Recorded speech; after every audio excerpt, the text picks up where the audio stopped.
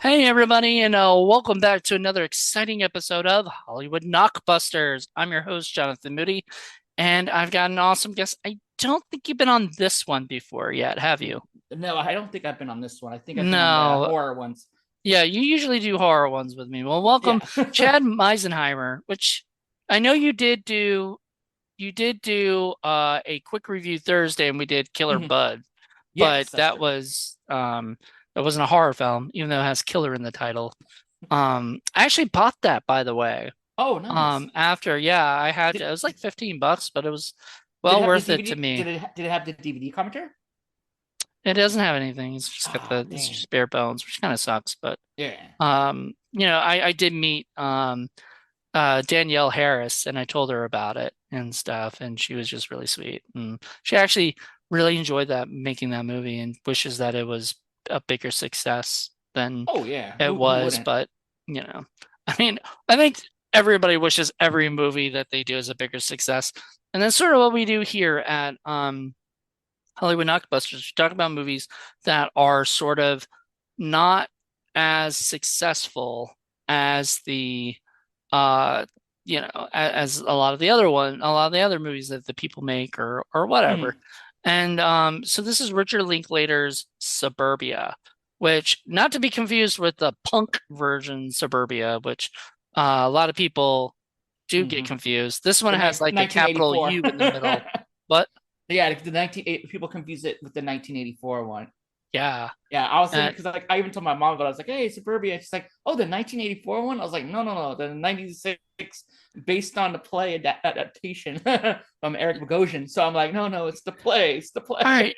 You're the second person to call him Eric Bogosian. Is that how Mhm. you say his name? I always call him Eric Bogosian. Well, you see, I used to call it Bogosian, but it's Bogosian. Bogosian. Yeah, No, that just blows my mind because yeah. I've been a fan of his since I first saw Talk Radio, Mhm. and then I don't know which one I saw first. I probably saw Suburbia first, honestly, because I think I saw Suburbia in 96, 97 when it came out, Mhm. and then I saw Talk Radio in 98, 99-ish, time. Um, so what is it? This movie is basically I've always kind of I've talked about this before, and I confused my buddy Vincent, who is Kevin Smith's friend, Vincent Pereira. But I kind of messaged him, text messaged him last night. It was just like, "Hey, I'm gonna be doing Suburbia." Or no, it was a couple nights ago. I was like, "I'm doing Suburbia," which was, and I always find it funny because it's sort of like Richard Linklater's Clerks, Mhm. and Clerks was sort of Kevin Smith's Slacker, Yep. right? Like it was inspired by Slacker in a way. So it's kind of funny. It's like almost like, Full circle. full circle. Yeah. Yeah, for sure. And Because I no, think because that's hilarious. that's what's funny because I was like even when I was making notes because I was watching it again because I was trying to rewatch because it's like one of my favorite one. It's one of my favorite plays, but it's also one. But I like this movie and like this and Clerks was like the two biggest influence ones when I was in my teens making movies and stuff, which is kind of funny when you selected it's like oh you want to do Suburbia and I was like no way I know this movie. So yeah.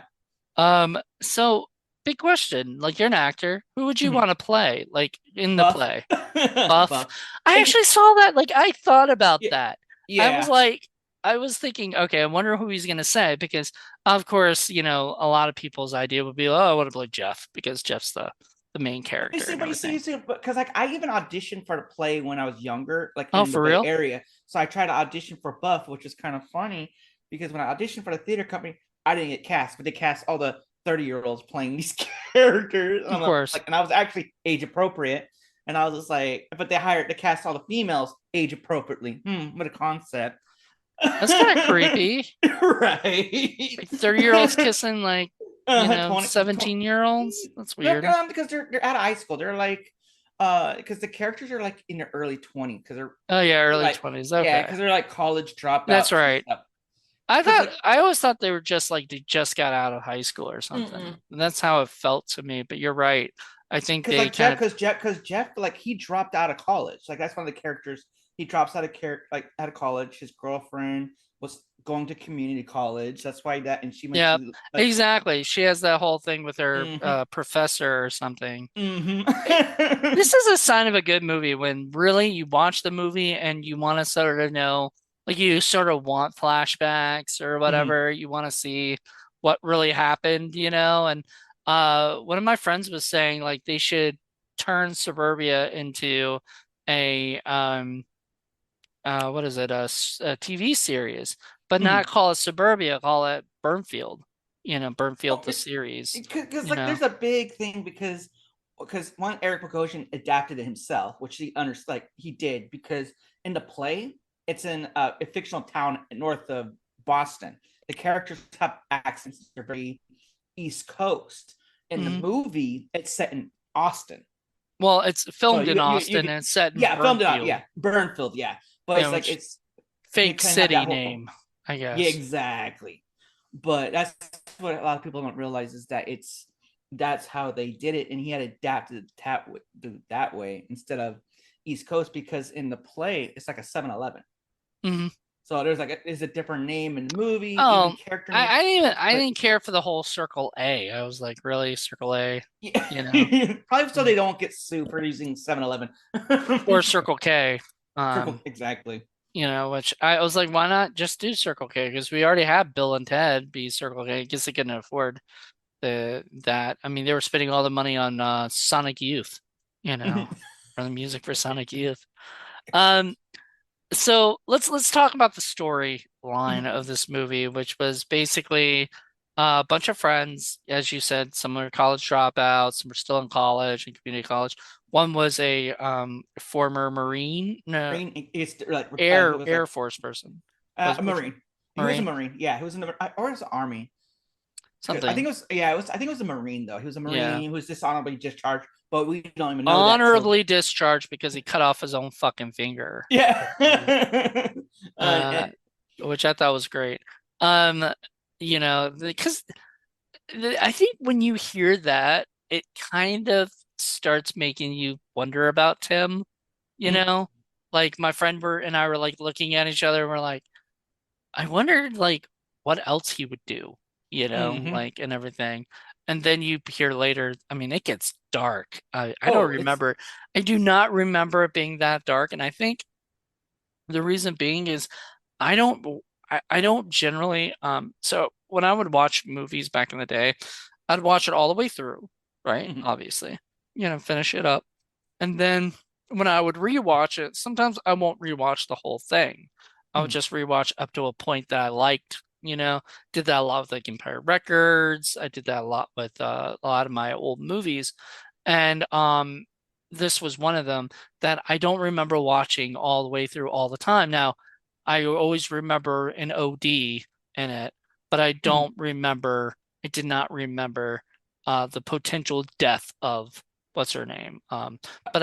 But it hit me when I Phoebe, I go, think. she's alive. She's alive in my head. I go, wait, no, because I remember the limo popping up and her popping her fucking head out. Like that was that's a great shot. He like just hello, like and everything, and that was so funny. Um, but anyway, um, but yeah, it's a dark movie. And so all to go back to the story, all of them are, um, 20 something year olds, early 20s Yeah, who very just Gen kind of X. It was shot being Gen X, but it was like I always call it a Gen X comedy because a lot of people are like, oh, it's too dark to be a comedy, but it's pretty that's a dark comedy. yeah, it's pretty tongue in cheek where it's just like they talk about like, oh, what we're gonna do with our lives and alienation, and they live in the suburbs. Like, oh, I'm an outsider and like live in the suburbs. Like, what was it? Just the way it was, it cracked me up. Like, let's see, but it's just like it was surprising. I forgot like the cast in it though, like the Oh, yeah, supporting role. Giovanna Ribisi, Oh, I remember him um, in it. Him, I know Nikki Cat was already in it. Steve Zahn, Jay Spartak. I think it's pronounced Bartok, if I'm right. Bartok. Now, my friend goes, he looks like Richard Linklater, and he kind of does look like a blonde Richard Linklater. Sorta. Yeah, sorta. I never thought about it until pointed that out. Then I told my friend, I look over, I go, damn, I'm gonna be like thinking of, how he looks like Richard Linklater the whole day, Pony, Yep. one of my favorite characters actually. It's like there's I was like, all the characters are really good, and I feel like they did a lot of really good justice with like the actors they cast in the movie. I think they really made it well thought. Right. So yeah, and Amy Carey, was that her name? Mm-hmm. I didn't really know her from anything. And the other girl is actually the girl who plays BB. She's actually married to Mark Waters, who did like I think he did like Just Like Heaven and Mean Girls and a bunch of other Mm-hmm. stuff. Which is so funny because because I didn't know who she was either. I was like, oh man, she's really cute. Um, but she's really, really thin, which is wonderful for, I mean, whatever. Like that's no shaming, body shaming. You can be thin or big. I don't care as long as you're happy, you know. But what I'm, Exactly. but I was like, wow, she's really thin. I almost felt like they were going kind of for like an anorexic kind of feel for her or something. There's like more to her story. All we know is that her parents kind of sent her to rehab and Mm-hmm. everything because she was out of control. And then she was so mad about rehab. And I'm like, really? Like, wow, what first world problems? You get sent to rehab. Now you think your mommy and daddy don't love you, like, Well, you see that uh, works in the story too. It kind of goes back to the whole Gen X like comedy where it was just like everything it was very Gen X. right? Let's No, see. definitely. It was Gen X. It's so funny because yeah, it was sort of like that was the last gasp of the Gen X people, right? Like doing stuff like that. Because like it was right before 1980, which would be my year that I was born in 82, so I'm a millennial, which um you Born in know, '84, so yeah. for a long time I didn't think I was a millennial. I thought I was not, I didn't yeah, I mean I guess I'm not I was hoping to be a Gen Xer as a millennial. But anyway, the Gen Xers, those are like, I mean, Giovanna Ribisi, all of them were born in like 70 something, Mhm. so they were all, that was their thing. Then the whole idea is that in the 90s, especially with Clerks, Slackers, Slacker, the movie Slacker, things like Mhm. that these people are just, people are going nowhere in life, Mhm. right? They're aimlessly wandering. And that's what this movie, I see, that's, and there was a lot of films like that. I can't think of some of the titles off the top of my head, but there was quite a few during that time that had that, where it's just like, um, that vibe and feel to it, or it's like all dialogue, basically all the wannabe clerk movies, all the wannabe slacker movies. You had a lot of those back in that time, especially between '94 and '97, mm-hmm. and then everything. But then it was like between that one, and then you had everyone who wanted to be like Pulp Fiction. So you had like two different indie kind of movements where it's just like, oh, the Gen Xer type thing, and then you had Tarantino and their knockoffs, because you also had like Reality Bites in '93, I think it was. So you had like all these different things. Yeah, yeah, So for Reality Bites in 93, a Man Bites Dog in like 91 mm-hmm, or whatever it was. You had, and even Tarantino talks about it where uh the 90s changed because of that group of people, right? mm-hmm, And what he talked about was how it really needs to change again right now, right? yep, But there needs to be a group of people who get together and sort of change the way it is, right? mm-hmm, So say if they wanted to do it, say people like James Wan, mm-hmm, and Mike Flanagan and all these different horror people can probably go and make indie, you know, whatever, mm-hmm, comedies or indie dramas or indie whatever that end up, sort of, or Hollywood ones, but like Richard Linklater had to do Slacker, in Mhm. order to do Dazed and Confused and later on do Suburbia. You know what I mean? Yeah, it's just Um, like, but isn't Mike Flanagan though? Isn't he like a Gen Xer though? I'm pretty is he a Gen sure. Xer? I think he is because I'm he's not sure. see Flanagan. Yeah, because I'm like he was born. He's 44. So let's see. He was born in 1978. 78. So he is technically So they like one of the last he's gasp a Gen Xers. yeah him and I want to see what James Wan is because I don't think. Let's see, I James don't Wan might think be James closer. Wan's my age. I think he is young. James Wan, he was born in 77. Yep. That's what I'm saying. Like these guys, like we need someone But in our generation, millennials, but there's no millennials who are in our age range that want to do anything. It's just like they have Seth this thing. Rogen, Seth Rogen could if he Seth really wanted to. He has the Rogen, power. Jonah Hill could be. He has the Yeah, they have power, the power but because they are but the they're not Hollywood elite. interested though. Like exactly, it's like when you're up in that ranks, You know, I feel like you have to be someone who's hungry and wants something well, because here's the problem. They keep fucking up. James Franco could have been, and I think James Franco is, I don't think he's a millennial. I think I he's don't think a he is. Gen Xer too. Technically, I think Let's he see was born this in guy. 79, I want to say 78. So he's a Gen Xer, but he could have at one point changed, and he was trying, I think, too, because he was doing a lot of indie projects. Mhm. Um, and then things that he really cared about and wanted to do, then he would do his bigger name movies, Spider-Man, whatever, but he would, like, in the back of his mind, he was like Richard Linklater, where he really cared about his indie projects a lot because that's where he had the most control over Mhm. things. And then he did like The Disaster Artist, which was wonderful, and then he fucked up and Mhm. he did something stupid and got himself sort of on a bad list. And Mhm.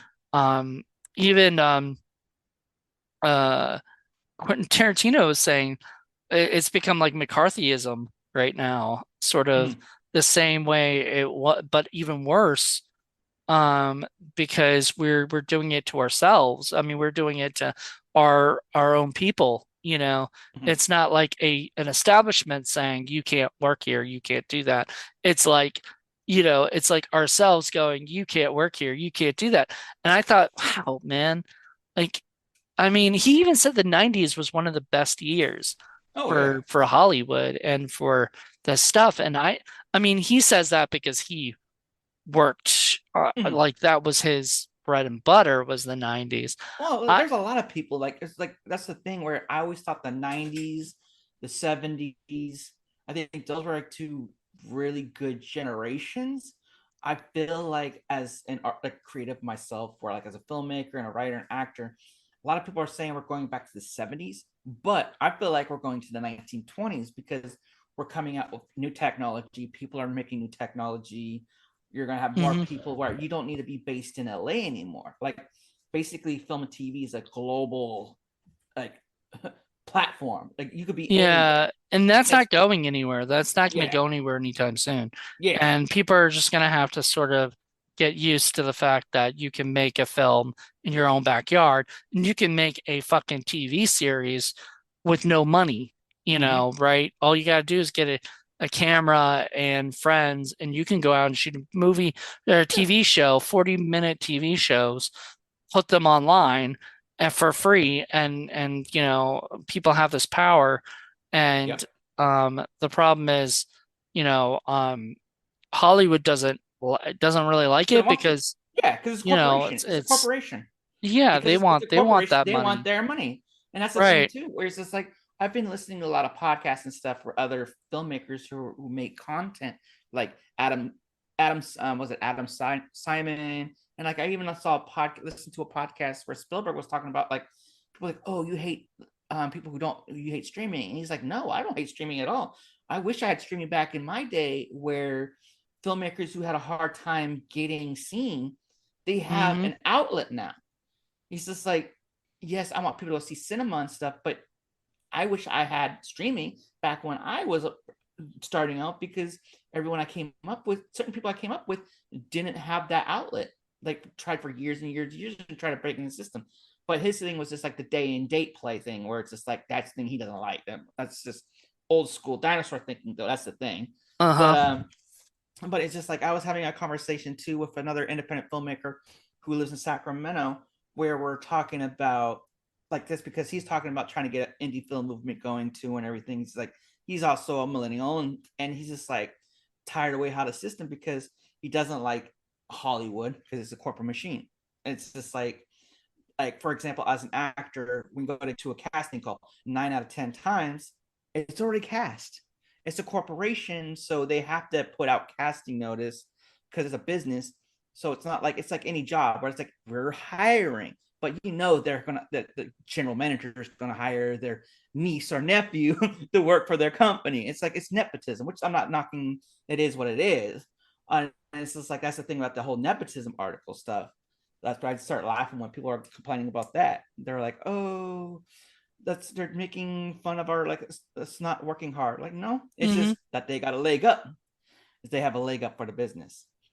But once again, it's like the same with this movie. And that's pretty much what this movie, even back to the movie, they were dealing with the same situation where they're talking about that too, where they're talking about, oh, I'm an outsider, oh, and alienation, and like they didn't know what they want to do with their lives.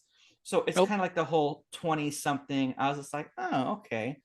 Yeah, I So, mean, I really like that's the part I really like. And just like you know, you love the play, right? mhm. I always said if I'm ever gonna direct a play, it's gonna be Suburbia. It's There's a brilliant. couple plays I would love to direct. Mhm. I mean, of course, Talk Radio's up there too, that you know that Eric did, but also like Rumors and then you know Mhm. Neil Simon's Rumors and a few other. Have you ever heard of a well, of course you heard him because he's a filmmaker now, Kenneth Lonergan. He made some amazing plays. There's this one, it's almost like his Suburbia almost in a way, called This Is Our Youth, or This Is Our Youth. No, I And never heard of it. it's a three-person role. It's set in one thing. It's brilliant. Similar situation. It's called This Is Our, I think it's This Our Youth or something. And I remember seeing that. Of course, I auditioned for that, and once again, didn't get it. Of course, they're like they want some fat comedic weird looking actor doing stuff, but yeah, it's just like look at some of Kenneth Lonergan's earlier work, and I grew up doing theater, like, but because I grew up in the Bay Area, I saw a lot of experimental theater and a lot of works coming into the workshopping before it went to Broadway, off Broadway, things like that. I had that luxury growing up, so I had that. I knew I wanted to make movies no matter what. Hmm. There's one called This Is Our Youth, and that's another brilliant. Like if I could actually direct a movie out of a play, that'll be one of them. Right, right. Um, so anyway, this movie was really good because I definitely love the whole idea of being and this I mean I'm in my 40s and I probably still feel the same way. But in the 20s, you know, you're sort of an aimless spirit who didn't really know exactly what they wanted to do with their life, you know. Mm, Right? You're still trying to find yourself, you know, or whatever. You're starting to try to find yourself. And I love Jeff because he's absolutely the you know, the epitome of probably everything I felt like in my 20s, you know, and it's funny, like I watched the movie in my teens and I probably didn't really mhm, understand it like I do now. Like it hits me on a deeper level now than it ever did. But when he is, you know, discussing basically how, you know, this world is fucked beyond belief, and mhm, he, you know, and he has nothing original to say, and all these different things he kind of goes through throughout the whole thing. But eventually, he comes to the conclusion, like, he can, you know, he can do something about it, you know, or mhm. whatever. He finally comes to the conclusion that he's gonna go and help, or he's gonna go with Sue's to New York, gonna join her. But he says it in the wrong way. He says like I might, you know, might. And she's like, I don't want a might, you know, Mhm. like be able to. I want somebody who's actually gonna go and, you And know, not just that. And there's this like this really good line from the convenience store owner where he goes, what was it? Let's see, complicated or not, life moves on. Like that's one of the best lines when he says this to Jeff character. And I was just like, that's exactly what the whole story is. It's like he sums it up right there.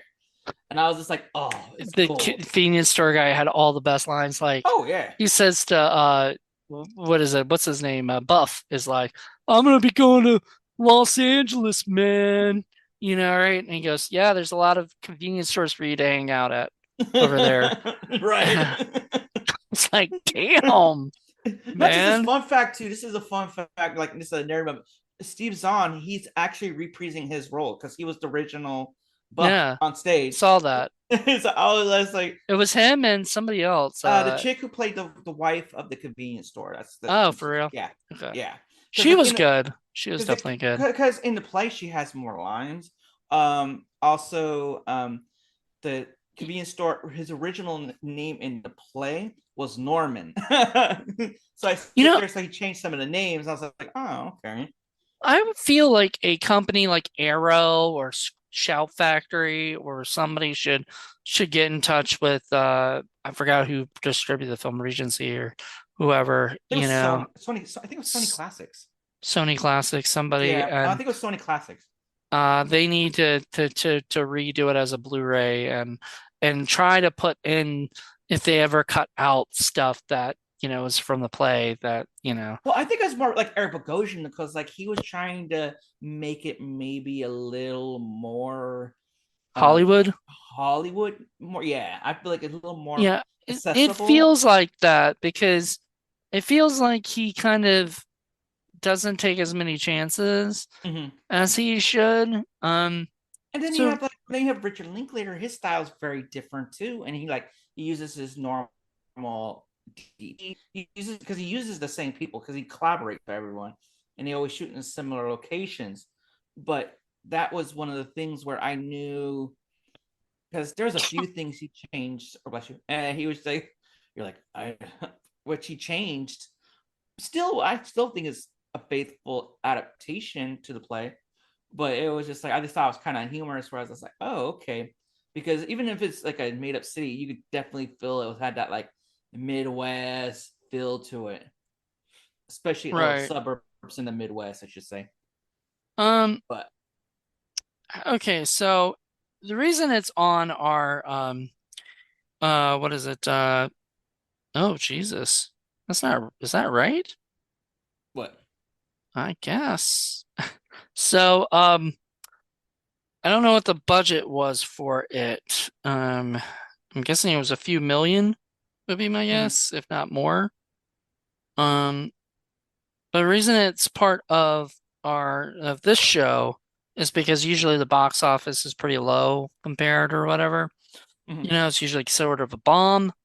And it says box office is $656,747. That is That's that's pretty low.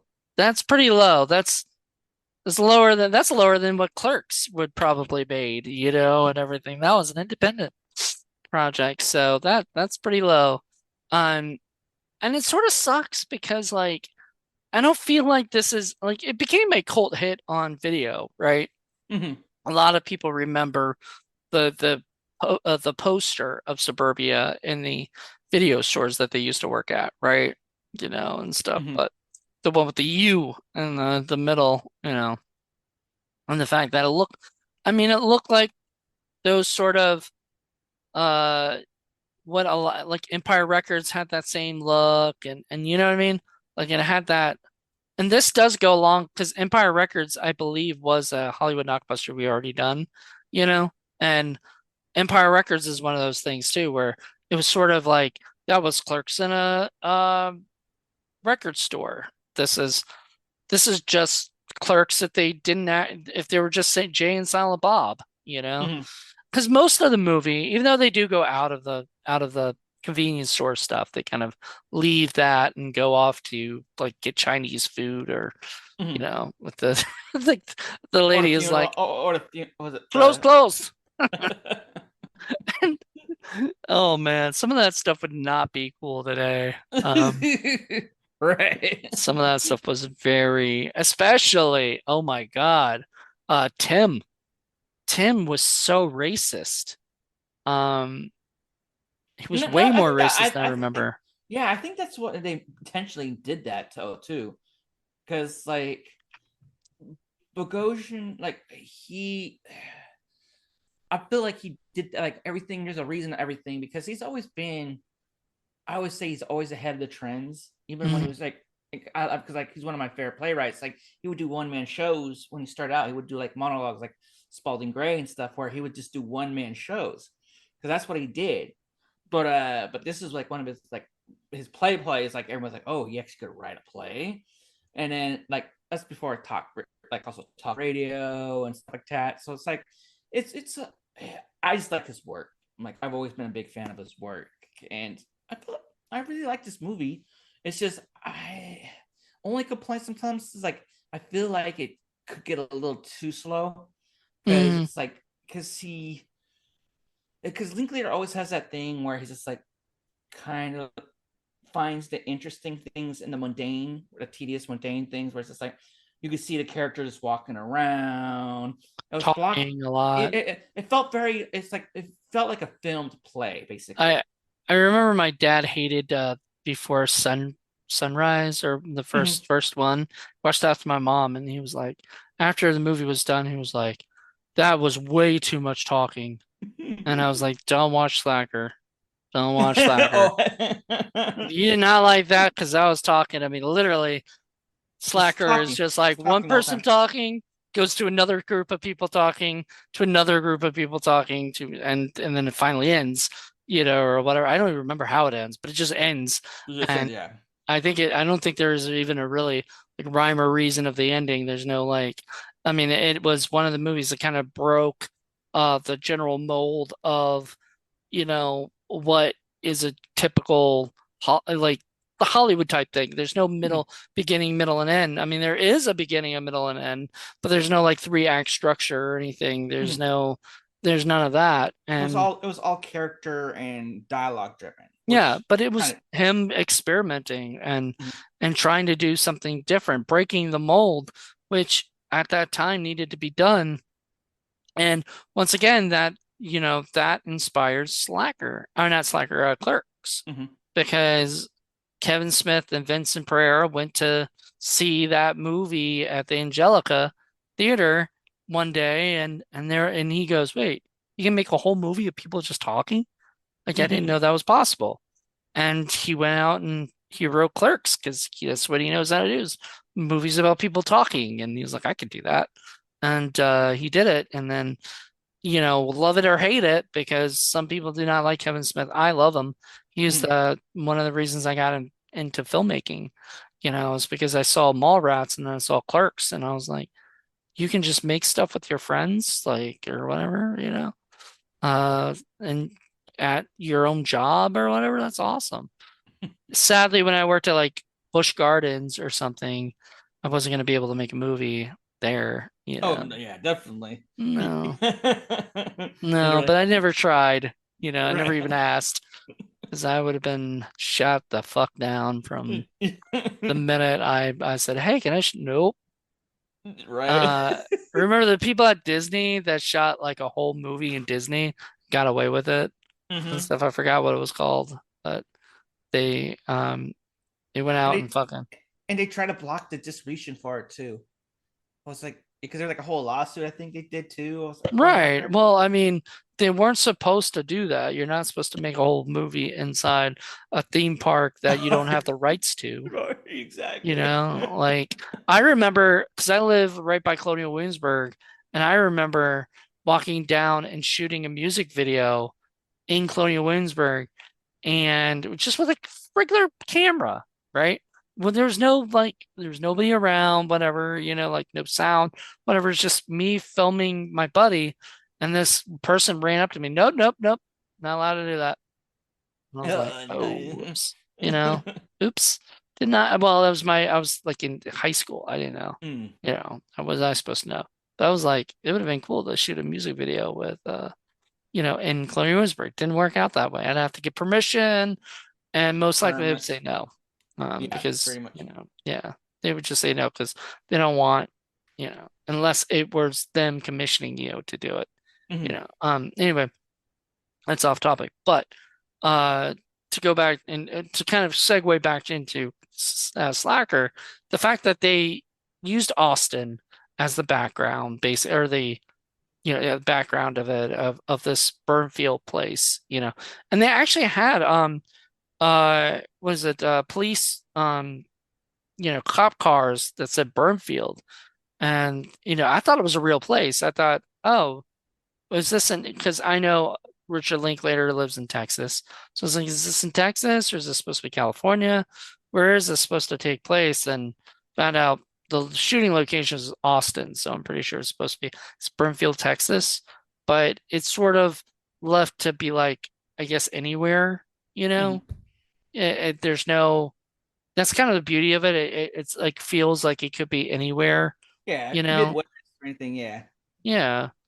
And so I like that. I I enjoyed the actors very much. Like everybody held on to their role. Like Nikki Cat was probably my favorite, character just because Tim just, you know, such an asshole, you know, but like he knew himself really well and he knew everybody else apparently very well, you know, like he knew, Jeff, he knew, um, Parker Posey's character, which we didn't talk about her.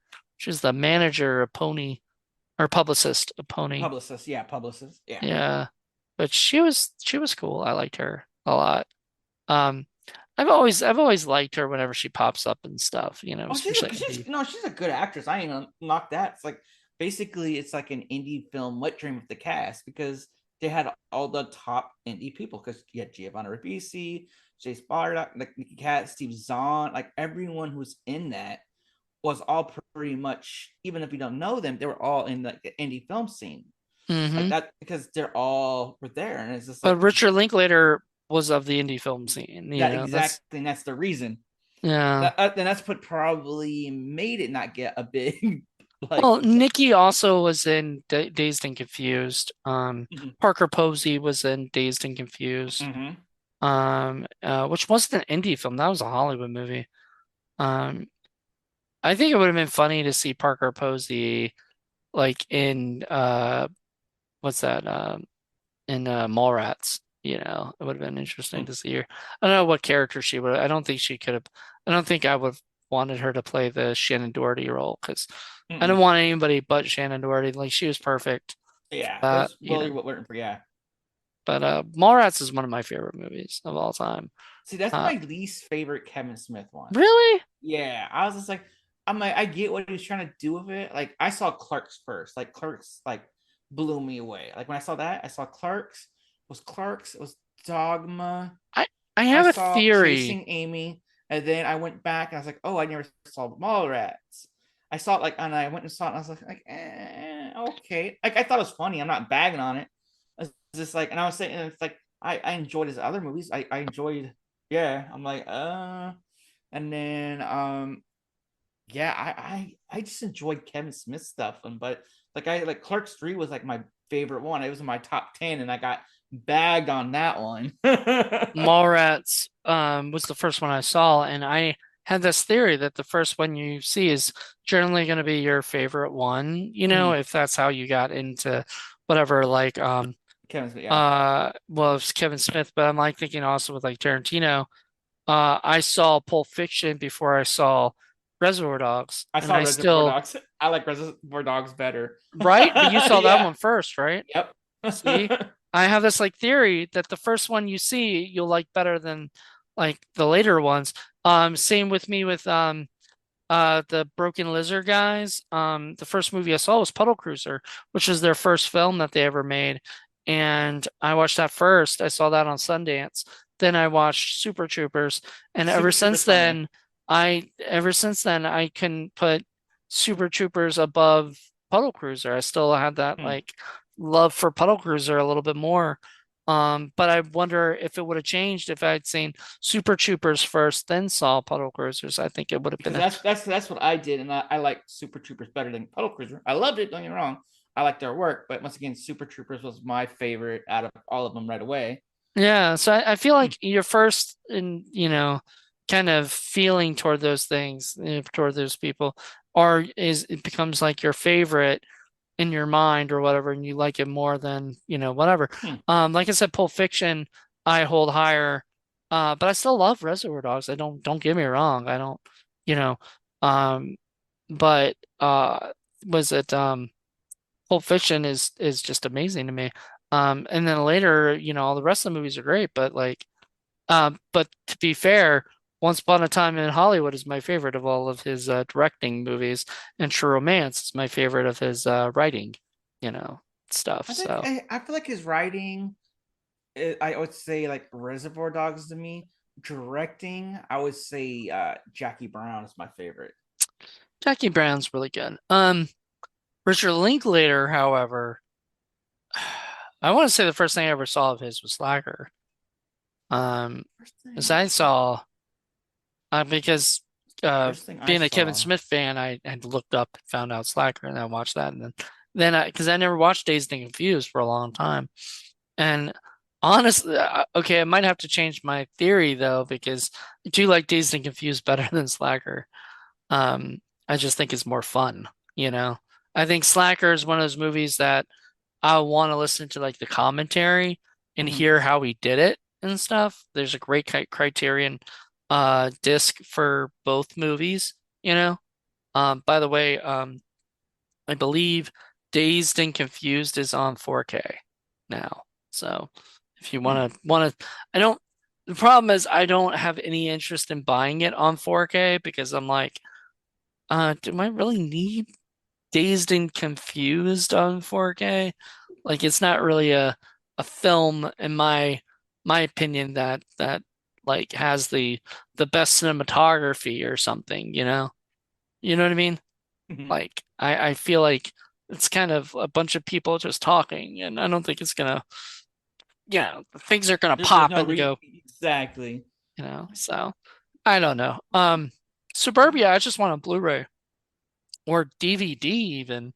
They have never released a DVD of Suburbia, by the way. They only released a VHS. Really? Yeah, it's kind of sad. The That's the weird. copy I have of Suburbia is actually from Amazon. I bought it for like $8 on Amazon or something, you know. So made me happy to watch it there and have it for as long as it's on Amazon, you know. Huh. As long as Amazon exists, and doesn't take it down, you know. Yeah, Um, that's so weird because I feel like I seen it on DVD. I don't think so. Unless it was like some bootleg version. It's probably some bootleg version, which there are Yeah. probably some out there, but no, No, I don't. no, actually, I think about because the first time I saw it was VHS because it was like Mhm. 97 I saw it the first time. And I then didn't get a DVD player till 98, or so. I yeah, think it was. I had always VHS to like What 2000. what was your first DVD that you First ever watched? DVD I ever watched. Um it was an Asylum movie, I think. What? What year Oh, was this? it was where I'm trying to think. I'm trying to think like off the top of my head because DVDs came out in 97, 98-ish, yeah, but I was like because we didn't get a DVD player to like maybe 99 2000. Let I me don't think see. Asylum was really doing stuff till really 2000, unless it was like What's that? What was that Hollywood video thing they did? A Hollywood video store when they did the when did they do those movies? Let's see. they did a movie, was David Michael Latt did a movie called Jane White is Sick and Twisted, which I was a huge fan of. Let's see. What's his I name? still think that David Michael Latt should direct more movies. Oh yeah. I'm trying to think Art House. I might tweet him that at some point. Him and Paul Bales need to fucking direct more movies. Oh, I definitely want to see Bales do another one because that'd be interesting. God, I can't even think of the Chris Hart. Was it Chris Hart? It's either Chris. Let's see. Try and think of the movie because it wasn't like it was like an independent film. It wasn't like anything big. What was that damn movie? movie he did. Let's see. Sorry, I'm trying. You can keep talking. I'm trying to figure out No, what the I'm movie was. I'm like confused. I'm like, what was that movie he did? Was it that one? Because I'm not I know sure. because I know the video store was Hollywood Video Stores that when they started doing all that. Um. The first, okay, I'll tell you mine. My first movie that I ever rented, and watched on the new DVD, because we bought the DVD player. My dad bought a DVD player when I was a kid, whatever, in my high school, right? And I went to the video store and I rented Detroit Rock City.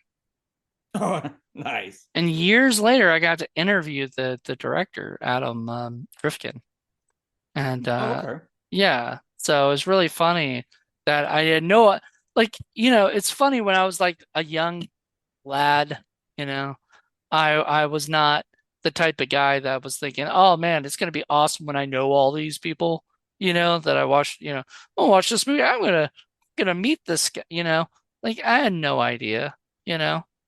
But I've been so blessed in this, doing my interviews and stuff that I've interviewed some of the people that I've admired the most, like Adam Rifkin or Christine Lakin, who's in Step by Step, things like that, who I had a Okay. huge crush on. Um, all right, Yeah, you think because I about thought it later. You think about it later. We need to move on yeah, right. No, I'm and just talk like more about Suburbia. yeah, right. So okay, to go back to so Steve Zahn played the role in the play and then ends up doing ends up I mean, he's such my friend was pointing out to me like he has never seen Steve Zahn play such an asshole before, you know. Really? Yeah. And I was trying to think, like, I mean, he's played doofuses, He's Oh, never played like like White. Oh, have you seen the new season of jerks. White? No, season one of the White Lotus. Was he in season one of like White Lotus? Yeah, Oh, I gotta see that. I yeah love Mike White. I mean, he's cool. Like he's not like, but I thought his character was an asshole. Everyone's like, oh no, he's just gullible. Like no, like Steve Zahn played quite a few characters because like he was like one of the character actors I wanted to be like. I was like, I want to be like Steve Zahn. Like it's like I never like because everyone's like, oh, be like Philip Seymour Hoffman or John C. Riley or da da da da. I'm like, no, you guys are picking fat guy characters. I'm like, what the hell? I'm like, Oh, is that what your agents are saying, basically to yeah, you? I was just like, and They're like, this oh, Jake be Jack, Chris Farley, be yeah. Well, I got it. be I even John got Candy, exactly no. I got that even when I was in my like early 20s and stuff. Like people are like, oh, be that type of character. Like people are always like, I'm like, why are you guys like John Belushi and stuff like that? I was just like, what? Why? Like that's not how I gravitate towards because I was a big dude. I was just like, is that the reason? So it's like I was That's kind really of rude. no, not just that. No, because like even when I was in acting school, because I graduated. Let's see, I graduated high school at 15. I went to this acting school after I did college. I did 2 years at community college. I went to an acting conservatory at 17, almost 18. I graduated at that at 19, almost 20.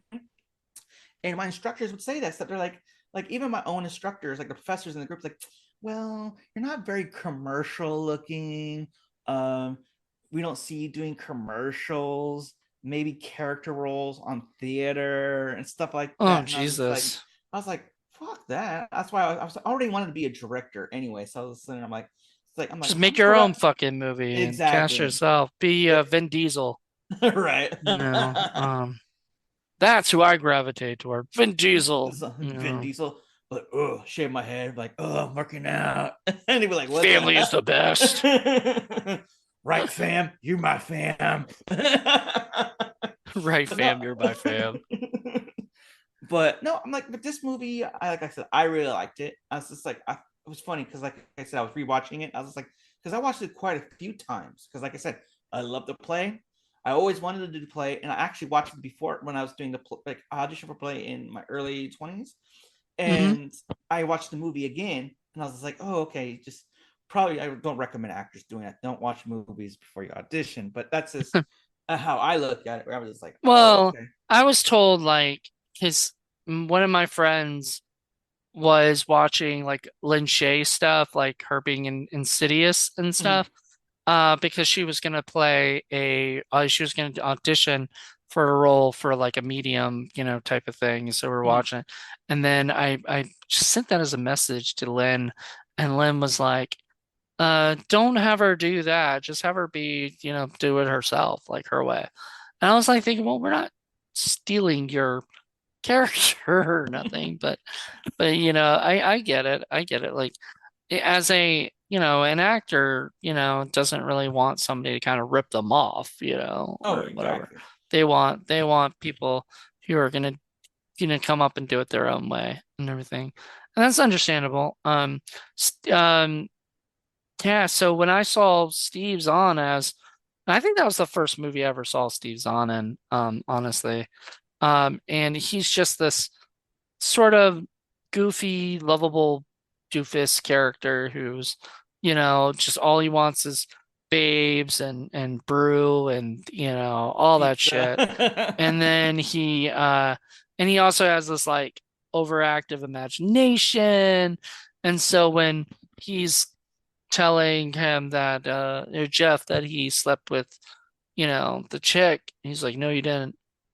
And he's like, yeah, I did. Like, I, which is funny because like as the audience, we're supposed to like be on our pins and needles going, oh my God, where is this gonna go? You know, right? Is he gonna, because already Tim's told him that he's beat the shit out of what's her name till she wasn't breathing anymore. Erica, Parker Posey's character, beat the shit out of her and left her in the van. And the van's opened up. And of course, Jeff doesn't go inside and check, Mhm. because he's just too afraid to see the body. And I'm like thinking, okay, there's no like you gotta check, you know? Yeah, exactly. And especially like what if she was still breathing? You could help her, like the humanitarian thing to do. And what um Tim was trying to prove was how gutless, Jeff was. And Pretty much. Jeff's pretty freaking gutless. He's supposed to be the overall voice of Suburbia, and yet he's kind of gutless, of a character. I don't know. It's kind of how I view of it. Yeah, it's pretty much how he was written. So Yeah. And but Pony is the sweetest fucking rock star in the world. Like he's not real. I don't think there's any guy in the world that this pony, could be modeled after. oh, I'm like, because Pony, because like he's almost a rock star, but he's not a rock star yet because he's opening. Because it's like his band Dreamgirls was like was opening for a big Dream rock. Girls, right? Dreamgirls, yeah, And I'm Dreamgirls, like, that's a weird fucking name for a bunch of dudes. right? I'm But like, yeah, or at least a dude, like period in the band. yeah. Was he working with a bunch of girls? You know? You never But all know. right. But Um, no, it's just like, but that's a thing where he still hadn't like he hasn't been jaded yet, and I think that's the whole thing where he hasn't been jaded yet. And then the the company jealousy, pays for my limos. I have yeah. to go, you It's just like know. because like if you even with the story too, is like you all realize all of them have some sort of jealousy that he left town, he became successful, and everyone's Well, just that's like, what Jeff has the jealousy of that. mhm. Tim doesn't give a fuck. Or Uh, does he? You really could think about it. Almost like he doesn't give a fuck, but why doesn't he give a fuck? That's the thing, because you could even deep dive into that, where it's like, okay, like he just got discharged from being in the Marines. Like he's like trying to keep that bad boy image, like, oh, I'm cool, I'm a rebel, with his tattoo. Like that's what I'm saying. Where it's just like that, and you have Best Steve line in trying the to. movie. You don't watch MTV? No, I shot my TV. So he's trying to be that rebel, like no matter what, you're trying to keep that image, like, oh, I'm tough.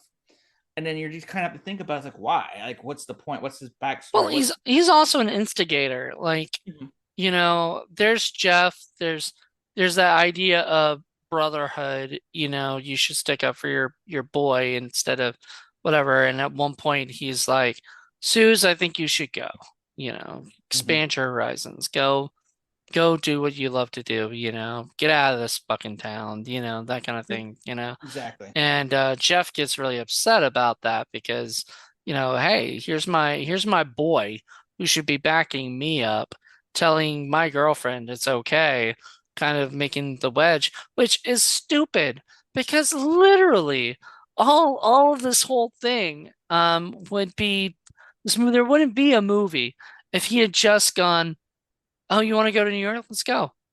You Hmm. know? Oh, you wanna go to a concert? Spend $20. Go to a concert. Have fun. But he's like a terrible boyfriend, you know?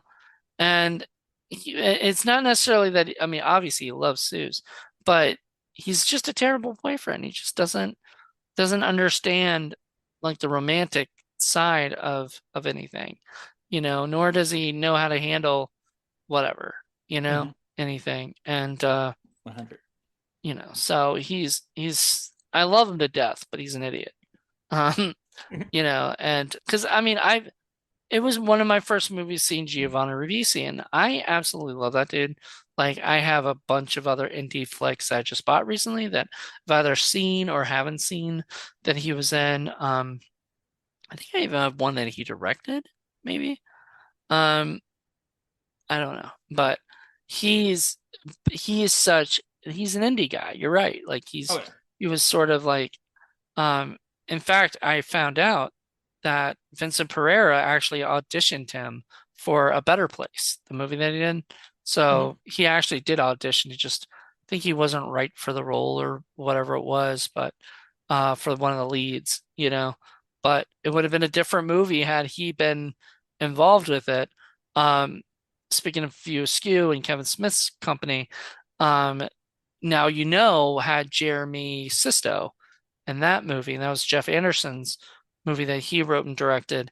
And Jeremy Sisto is the star.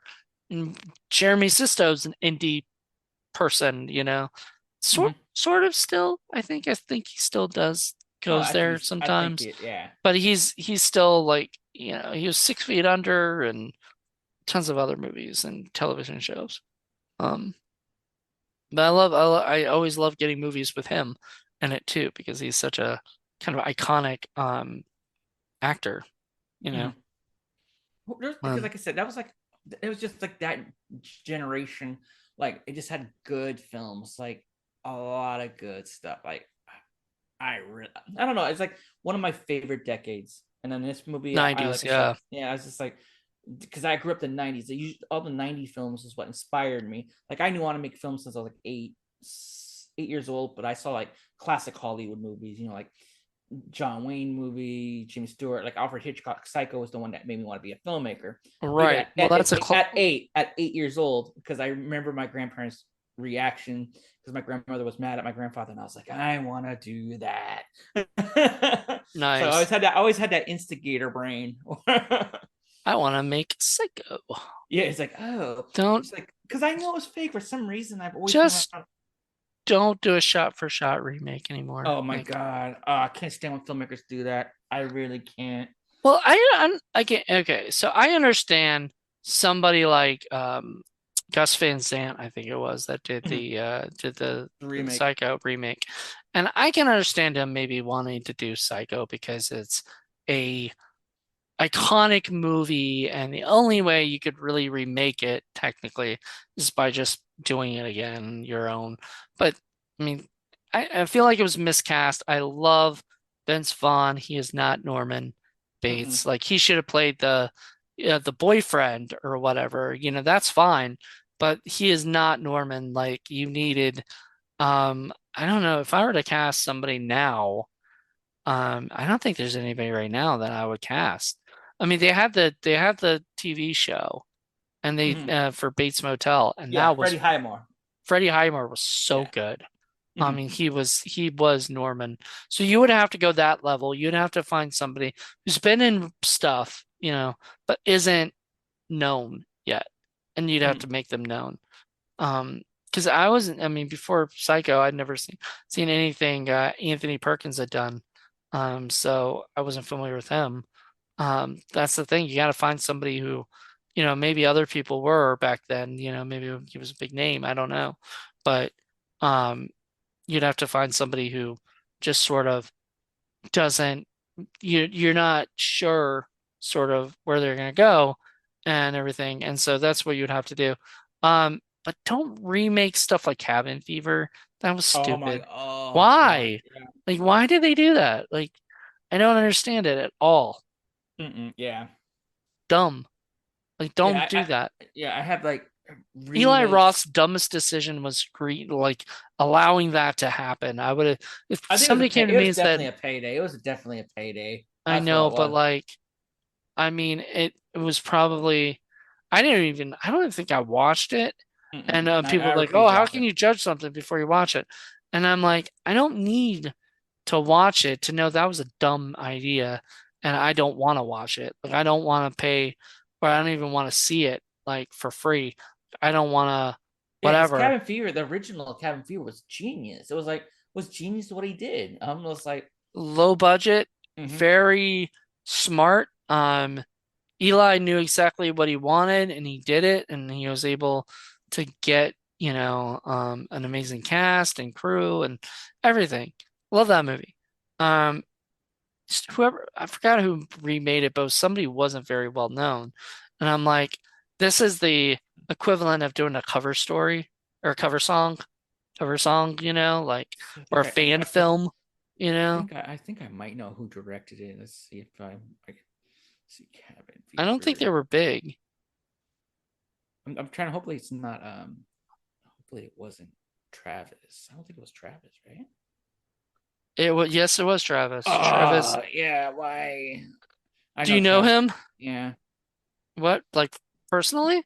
I'm not like super personally, but yeah, we know each other through via social media and once in a while because he lives somewhere else. He doesn't live in LA. That not that I Well, know okay, I'm gonna say this. He's made original films, and of. so He's more of like a special effects guy, like production designer and stuff. Like, that's what he's usually known for.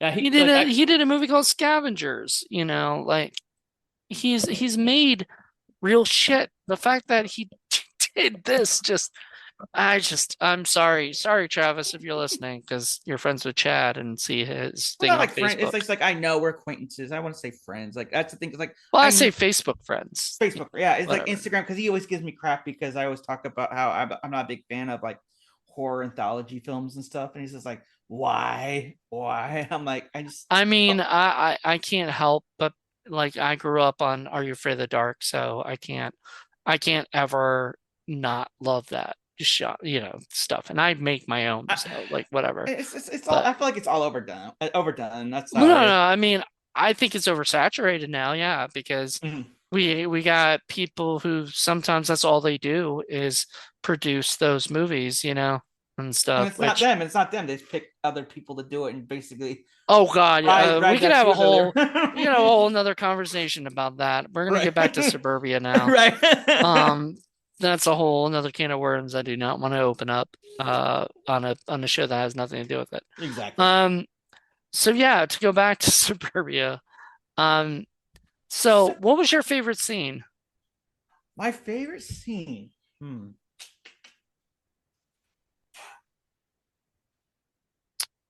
Trying to think off the top of my head. It's usually involving Steve's on, but I feel like a really good scene was when Tim's in the cop car and Jeff is wandering in circles, and the convenience store is owners talking to him, smoking a cigarette. Because I always remember that one line where he goes, like, because he's like, "Oh, my life, you don't understand. Life is complicated." Because this is Jeff saying, "Life is complicated," and he goes, "Complicated or not, life moves on." Right. And I was just like, that scene to me is just like perfectly sums up the whole movie. And I Yeah, was life like, moves yes, on. Like you is that can't stop. yeah, You can't stop yeah. it just because you come to the same convenience store every night and hang out. Exactly. Like it's gonna, And that's the thing, like they hang out at the same convenience store, like in the alley And it's back just like, there. yeah, and they're not like, you're not high schoolers. These are like And they're not college drug age. dealers like Jay and Silent Bob. So we're like, what are they, Right. like why do they do this? Like why not, like but it's the town, and that's why, Suze wants to go to New York and Buff wants to go to LA and Jeff right there, he's stuck. He's stuck in the middle with you, you know, Hmm. because to go back to Reservoir Dogs, but Not just that. Like, what's funny, because like I went and reviewed it because I didn't pay attention for awards and stuff, but the guy who played the convenience store owner, he was actually nominated for best supporting actor at the end of Indie Spirit Awards for it. Like, yeah, 1998, he was nominated for an Independent Spirit Award which for which best guy? The convenience store guy? Aja. Yeah, the Yeah, convenience store guy, he was Aja. in he was in Office Office Space. Space That's how I and know. Yeah, Office Space. a Yeah. bunch of other stuff. Like he's around and he's such a prolific actor and it was great because like back then it was pre Office Space, it was pre a Hmm. lot of other stuff that he had done and this is a small role for him, but it was a significant role. Like, Yes. yeah, you're right. Like that line, like I said, that line was so memorable. And then even when the scene where Tim is shooting off the gun and he's like, "Oh, get off," aiming the gun at him, and then his wife comes in and throws the ring at him and didn't want to be married. I was just like, it's just such Well, a I actually looked at my friend. I was like, wow, that escalated quickly because it sort of did, where all of a sudden she's giving the ring. I'm like, really? Like, just because they're arguing right now? I'm like, good well, God. and it's just like that, because if you think about like convenience stores, like there's a couple of lines I'm trying to think, Well, because he was absolutely right. If the cops came, which we never see them come after the OD, but mm, if the cops come and she had OD'd on the roof, that's not his problem. Like mm-hmm, she died on the roof of his place, but like she was trespassing, mm-hmm, and everything. And if she OD'd, but the the only the biggest problem I have with the movie, which isn't really a problem because it's not, like it doesn't make or break the movie in my opinion, but my biggest problem with the movie is that it doesn't really end. There's no real, mm-hmm, but it's sort of, I think that was the point.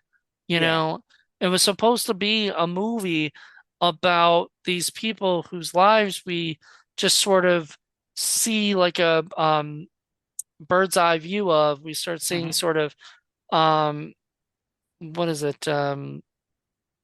point of view, like Yeah, we see their point of view. We see it from a different perspective, and we're mhm, looking in, watching these people, and then and then at the end, it sort of just ends with something tragic happening, which it could have ended with a tragedy with the gun. It started just getting so crazy at that mhm. end, especially with Tim. Probably one of my favorite scenes is Tim and Jeff talking about the situation that, like, look, you didn't even check the van at all. You didn't even go in there. You had, right? Like you didn't even have the guts to do that. And yet you're coming at me saying I'm an asshole for telling you something that you totally believed, because he says something like you believe, you want to believe you want to believe in what you believe, right? Mhm. Something like that. And it was so true. He wanted to believe so bad that his friend was right, that his friend was telling him the truth, that he never even suspected that like Tim could just be fucking with me right now, you know? Exactly. And he even said, like, I was thinking of possible ways to like, make sure you don't go to jail. And he was like, oh, that's very nice and sweet of you. But, Mhm. like, Yeah, exactly. all right. At the end of the day, Chef is this just kind of like, I don't know what I'm gonna do with my life. I don't know, and his life is falling apart. He's got a girlfriend who's starting to fall in love with Neil Moynihan, aka Pony, because he is exactly what she wants right now. Like he's exactly what she needs, which is somebody who's got his shit together and Yep. is happy, and um the- do you think that he helped create that band? Do you think he was there for more than a couple? Well, I think he was. I think he could because I feel like he could be because you have those people where you live. Let's say, for example, I went to film school with people in my area where I grew up, where they like, oh yeah, I helped create this and this, and they stop. Stop. They get stagnant. And there's always that one person that always who said, no, I'm going to do this. I'm going to do this. There's always that one person I feel like gets stuck and like, no, no, I'm fine being here. He only played the harmonica though, Well, apparently. yeah, but that's just like, but that's I just thought that like, was really silly. but Think of all the it's just instruments to have and to be proud that you were part of a band. but you did the Harmonica, harmonica, right? you know. But I mean, if you're listening to that guy's song, he was using a harmonica for his song. So, like, he does use harmonicas, you know. Yep, He true. just didn't need Jeff, because he could do it himself while playing his guitar and Yep. shit, I guess. But yeah, I don't know. Oh, that scene. Oh, never mind. That scene was my favorite scene. I That. the the scene where he's playing the songs and Jeff freaks the fuck out twice. The first time he's like, you know, if you're the man invisible, or if we're the man invisible, what the fuck are you? And he's like, I'm an artist. Well, at first he's like, I don't know. I guess I really thought about that. And I'm like, you didn't think about your own song you were writing? Like I think a lot of times people, even songwriters, they just put words together because you know, because it sounds cool or whatever, but they have no real deep meaning like people are Mhm. looking at, like yeah, whatever. But so he goes up and says that, and then the second time he plays the song, he just freaks out. He's like, "Fuck!" And he looks at her and goes, if we want to hear you sing, we would have gone to your concert, you know. Right, And exactly. he was so pissed. And he had every right in the world to be pissed, but in the end, he could have handled everything better, you know. Like he just that in that scene where he tells Suze, you know, Burger Manifesto Part One is gonna make people think about what, you know? And he reminds me, I hate to say it, he reminds me you much of my brother, you know? My brother's this sort of um I don't know, this sort of uh character, kind of cynical, I guess, kind of person, jaded maybe a little bit too, and everything. I'm very much like, I don't know if I'm much like Pony, or if I'm definitely not Buff. Um, I I'm kind of maybe a mixture of like Pony and Suze, I guess. Like I want to be seen and I want to be, viewed, but I don't want, but yeah, I'm like that optimism, because I want to go big. I want to do big things. I don't want to sit on my ass in Virginia forever, Like that's why I moved to Exactly. California for a little bit. Then I moved back, but I'm like, I need to get my shit together, go out there, and this movie should be inspiring people to like get off their Oh, ass and go exactly. do shit. Yeah. Problem is it ends on such a down note that if it tried to inspire people, it really doesn't. Kind of confuses people, I think, at the end, of like the message, in my opinion, because like it ends in such like a shitty down note that you kind of forget about the message of like getting off your ass because you're like, oh shit, I just saw somebody possibly fucking die, you know, right? Like Or it's you could so be like depressing and me, where dark. I'm a realist, where I'm just like I like downer. It's like, oh, if I don't get my shit together, I'll be that chick on top of the roof that about to die.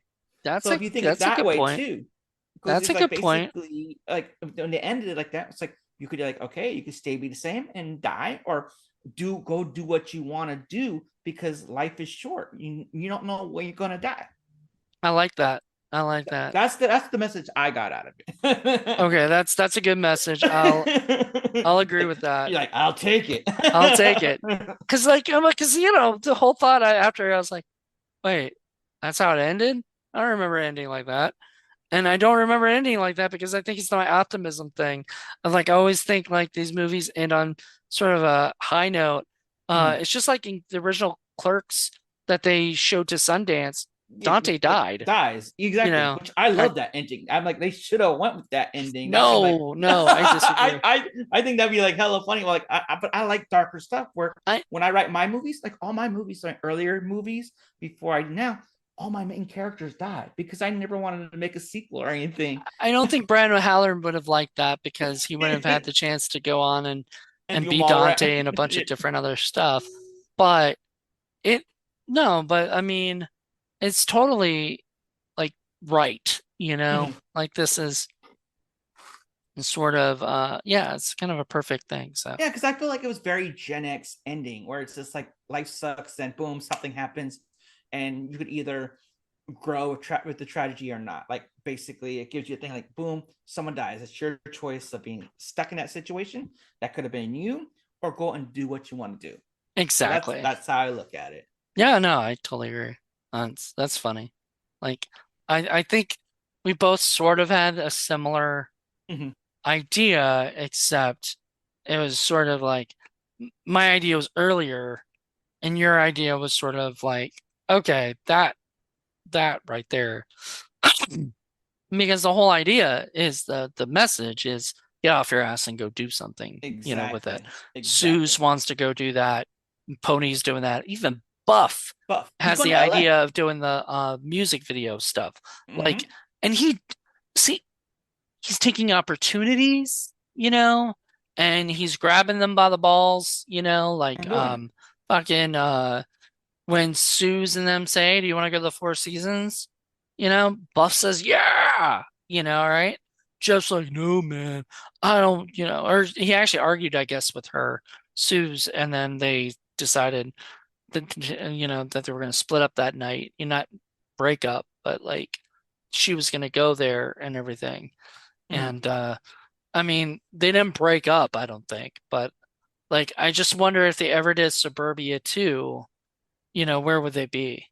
You Hmm. know, like if this were like if there was a continuation of these characters, like would Jeff be with Suze or would he be with somebody else? I think he'd be with somebody else.